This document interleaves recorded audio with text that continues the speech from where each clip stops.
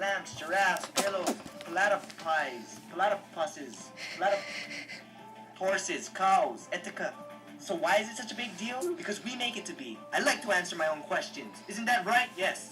Anyway, for those of you who don't know, there's 4 major types of farts. The first one is loud and proud. These farts are really loud and they usually don't smell that bad, so they're perfect for birthday parties. Next, we have the silent but violent. These farts are freaking ninjas. They just right out without anybody knowing. And yet, those are the stinkest ones. Next, we have the queefs. These are a bunch of wannabe farts that come from the vagina. Posers. And last but not least, we have the sharks. These farts are the reason you should never force out a fart, because if you do, you might end up farting out shit anyway. Those are the major types of farts. Personally, I think farts are nothing to be ashamed of, but for those of you who are, here's some techniques for you guys to hide your farts. Raising the volume. All you have to do is make noise louder than your fart. Well, thank you all for coming here and listening to me. That was my project on photosynthesis. Hope you enjoyed it. Next, we have denial. All you have to do is deny, deny, deny. That wasn't me. What was it you? That.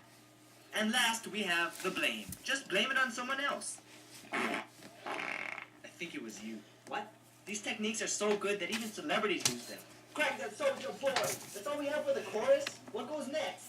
I don't know, A-Rab. Why don't you figure it out? That's genius. See how easy it is? So stop trying to hold in your farts. It's healthier if you just let it out. Because if you don't let out your farts, all the gas inside your body is going to start to build.